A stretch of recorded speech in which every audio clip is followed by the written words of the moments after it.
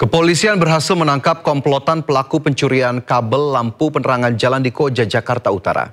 5 aksi pelaku pun viral setelah mereka beraksi pada siang hari.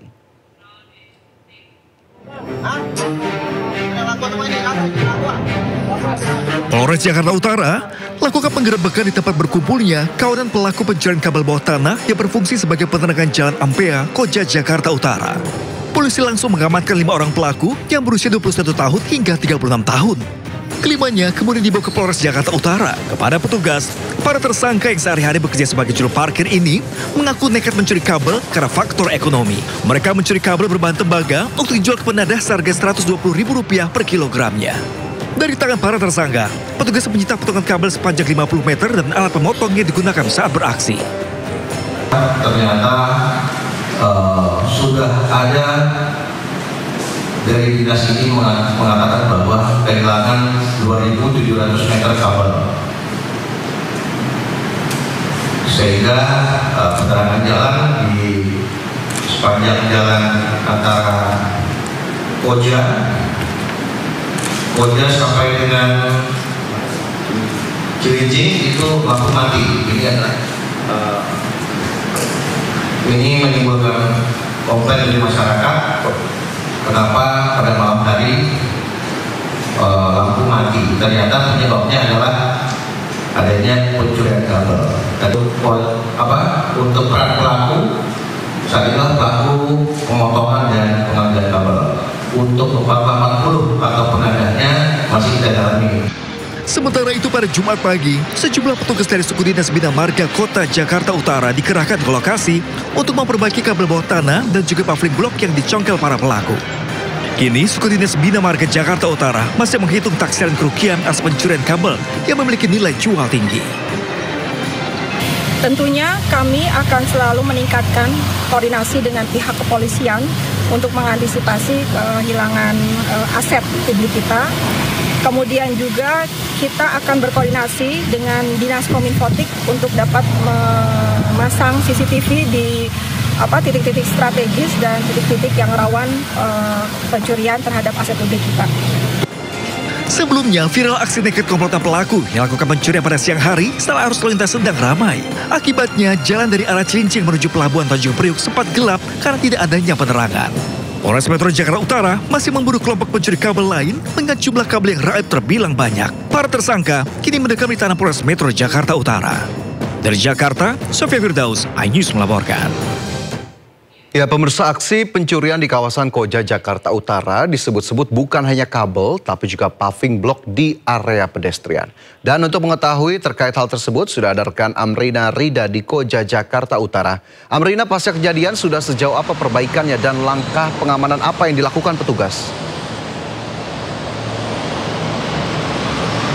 Ya, Fajar dan juga pemirsa. Memang kalau misalnya kita melihat secara langsung di situasi tempat kami melaporkan saat ini, inilah situasinya bahwa masih ada sebagian dari paving block yang belum diperbaiki. Saya dan juga juru kamera kami, Suryali Santosa, akan memperlihatkan terlebih dahulu. Ini adalah tiang lampu penerangan jalanan umum yang bisa dilihat Fajar dan juga pemirsa. Di bawahnya ini terlihat ada paving block yang dibongkar ataupun juga dicongkel oleh pelaku seperti ini untuk diambil sejumlah kabel-kabel yang ada di sini ataupun juga kabel-kabel dari lampu penerangan jalanan umum yang ada di sini. Dan kalau misalnya kita melihat situasinya sekarang memang masih belum diperbaiki secara total oleh Suku Dinas Bina Marga karena masih banyak yang berserakan. Dan kabel-kabelnya memang berada di bawah tanah sehingga para pelaku ini untuk mengambil kabel mereka harus mencongkel paving block ini terlebih dahulu. Nah, kita berjalan juga lebih jauh. Akan terlihat lebih banyak lagi paving block yang rusak dan juga posisinya ini masih berserakan seperti ini, Fajar dan juga pemirsa. Bisa dilihat bagaimana ini ada puing-puing paving block lalu juga bebatuan yang berserakan di area-area pedestrian. Yang ini memang cukup sebenarnya membahayakan bagi pengguna jalan, terutama pejalan kaki, karena beberapa kali kami pun tadi juga sempat tersandung ketika melewati jalanan ini. Dan yang lebih parah lagi adalah bahwa paving blocknya ini, Fajar, tidak hanya berserakan di area pedestrian ataupun juga trotoar saja. namun juga dibuang ke arah jalanan seperti ini. Ini ada cukup banyak tentunya dari paving block yang ada di area jalanan, dan ini cukup membahayakan terutama bagi pengguna jalan dan juga pengendara, karena ditakutkan apabila paving block ini masih ada di area jalanan maka beresiko menimbulkan insiden yang tidak diinginkan oleh para pengendara. Nah, informasi yang kami dapatkan adalah untuk area yang sebenarnya terdampak akibat adanya pencurian kabel dan juga pembongkaran pencongkelan paving block ini di area Jalan Jampea Raya, samping pintu tol Koja, Jakarta Utara, ini mencapai 200 hingga 300 meter. Memang Fajar, kalau untuk area lain di area depan tepat sebelum dekat dari pintu tol memang sudah diperbaiki, namun ternyata untuk di area lainnya ini masih cukup parah dan juga masih banyak sekali paving block yang masih belum diperbaiki seperti ini. Untuk saat ini memang dari Polres Metro Jakarta Utara sudah meringkus adanya pelaku, dan informasi terbaru ini tidak hanya 5 pelaku, namun ada 7 pelaku yang diringkus oleh Polres Metro Jakarta Utara yang disinyalir ataupun juga diduga mereka melakukan pembongkaran kurang lebih tidak hanya di area ini namun juga di area-area lainnya. Dan juga Fajar dan juga pemirsa, ini secara total dalam beberapa bulan terakhir ini adanya pencurian kabel di area wilayah Koja, Jakarta Utara. Ini terjadi beberapa kali dan secara akumulatif jumlah panjang kabel yang hilang ataupun juga dicuri ini mencapai 2.700 meter. Jadi tentunya ini cukup berdampak begitu ya bagi para pengguna jalan, karena pencurian kabel ini membuat kondisi di sejumlah jalan di Koja ini gelap gulita dan membahayakan para pengendara. Ini menjadi pekerjaan rumah bagi pemerintah daerah kota Jakarta Utara dan juga pemerintah provinsi DKI Jakarta untuk melakukan pengawasan sehingga kejadian seperti ini tidak terjadi kembali. Misalnya bisa memasang CCTV ataupun juga petugas yang berpatroli, karena apabila kejadian seperti ini terjadi lagi, yang dirugikan tidak hanya pemerintah provinsi namun juga masyarakat umum. Tentunya kita harapkan Fajar agar paving block di sini segera diperbaiki karena ini sangat membahayakan, dan agar nantinya ada solusi yang cepat dan juga tanggap dari pemerintah provinsi untuk menyelesaikan permasalahan perusakan fasilitas dan juga pencurian fasilitas umum seperti ini. Sementara demikian kembali ke Anda, Fajar. Ya baik, tentu kita tunggu bagaimana penyelesaiannya dan juga tidak ada lagi aksi-aksi serupa yang dilakukan oleh para pelaku yang sudah diringkus oleh petugas ataupun aparat keamanan. Terima kasih rekan Amrina atas laporannya dan selamat bertugas kembali. Kita ke informasi lainnya, pemirsa. Polda Metro Jaya hari ini dijadwalkan melaksanakan gelar perkara kasus kematian diplomat muda Arya Daru Pangayunan. Gelar perkara dilaksanakan oleh polisi untuk menentukan langkah penyelidikan selanjutnya. Ya, rencananya gelar perkara yang dilaksanakan penyelidik Polda Metro Jaya dilaksanakan secara tertutup. Sejumlah pihak diundang untuk mengikuti gelar perkara, antara lain Kompolnas, Komnas HAM, saksi ahli serta keluarga. Sebelumnya sejumlah barang bukti telah disita penyelidik, di antaranya barang pribadi milik korban, rekaman CCTV, serta barang bukti lainnya. Polisi juga telah menerima hasil pemeriksaan laboratorium forensik terkait kasus kematian diplomat muda Kementerian Luar Negeri Arya Daru Pangayunan. Hingga kini penyebab kematian Arya Daru Pangayunan masih misterius. Berbagai spekulasi bermunculan apakah korban bunuh diri atau dibunuh.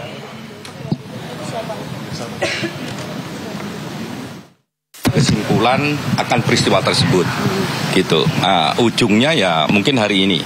Kalau ada tambahan dan sebagainya ya mungkin enggak. Dalam waktu yang dekat pasti akan ada kesimpulan. Pak, dari polisi di Polda ini juga katanya mengundang sejumlah ahli, saksi ahli dan juga dari pihak eksternal ini juga Pak untuk dilakukan. Iya, sepanjang yang saya ketahui memang mereka akan mengundang ahlinya ya untuk menjelaskan langsung pada kami dan termasuk juga Komnas HAM. Itu yang kami ketahui. Nah, semoga proses ini juga keluarga juga bisa mengikuti ya hari ini, semoga begitu, biar ini prosesnya jadi transparan, jadi kredibel ya, dan yang paling penting adalah mendapatkan informasi pertama dari sumber yang formal dan terukur. Nah, itu yang paling penting, karena salah satu hal yang signifikan di kasus ini, banyak informasi, banyak analisa dari berbagai pihak, terutama di sosial media. Oleh karenanya yang paling penting adalah kita mendengarkan dari sumber formal dan caranya juga bisa kita ukur apakah sesuai dengan prosedur ataukah tidak. Dan pemirsa, untuk mengetahui jalannya gelar perkara kasus kematian diplomat muda Arya Daru Pangayunan di Polda Metro Jaya, kita sudah terhubung dengan Naura Syafikah. Naura, bagaimana jalannya gelar perkara hingga saat ini? Ya, Fajar dan juga pemirsa, pada hari ini penyebab kematian dari diplomat muda Kemlu Arya Daru Pangayunan akan segera terungkap. Dan pada hari ini di Polda Metro Jaya untuk para saksi sedang melaksanakan rapat ANEF atau analisa dan evaluasi terkait dengan penyebab dari kematian Arya Daru. Dan pada rapat kali ini tadi dimulai pada pukul 10 waktu Indonesia Barat dan dihadiri dari 4 saksi internal, yaitu ada dari ahli forensik, kemudian psikologi forensik, ahli toksikologi dan juga dari digital cyber. Dan tidak hanya menghadirkan dari pihak internal saja, pihak eksternal juga hadir pada hari ini, yaitu dari Kemlu, kemudian Komnas HAM dan juga Kompolnas. Kami juga tadi sempat mendengarkan pernyataan dari anggota Kompolnas, yaitu dari Khairul Anam, di mana ia menyatakan bahwa memang pada hari ini keempat saksi akan saling dengar pendapat dan nantinya dari rapat tersebut akan dihasilkan analisa dan juga evaluasi, dan nantinya akan disampaikan kesimpulan tersebut pada publik yang nantinya masih belum kami terima informasinya akan berjalan berapa lama untuk rapat ANEF-nya, kemudian juga pada pukul berapa kami akan menerima informasi dan juga hasil dari rapat ANEF yang dilaksanakan. Dan terkait dengan informasi apakah dari pihak keluarga akan hadir pada hari ini, kami masih belum menerima informasi tersebut. Namun tadi dari Kompolnas, yaitu Khairul Anam, berharap bahwa keluarga dapat hadir dan duduk bersama mendengar evaluasi dan juga analisa yang sudah dilakukan dari para pihak berwajib terkait dengan kematian ini. Dan memang dari beberapa pekan terakhir, Fajar dan juga pemirsa, beberapa fakta terungkap dari kasus kematian dari Arya Daru Pangayunan. Salah satunya adalah CCTV yang merekam bahwa Arya Daru sempat pergi ke lantai 12 gedung Kemlu selama 1 jam 26 menit. Kemudian juga terkait dengan ponsel yang menghilang dan hingga saat ini masih belum ditemukan. Dan mari kita nantikan bersama-sama, Fajar dan juga pemirsa, pada hari ini untuk rapat ANEF yang dilaksanakan, dan kita akan mengetahui apa penyebab dari kematian Arya Daru Pangayunan. Sementara itu, Fajar. Ya, baik, tentu kami nantikan bagaimana kemudian perkembangannya dari gelar perkara pada hari ini, dan tentunya kita harapkan misteri dari kematian diplomat muda Arya Daru Pangayunan bisa segera disampaikan dan publik dapat mengetahui. Terima kasih rekan Naura atas laporannya, kami tunggu perkembangannya kembali. Selamat bertugas kembali.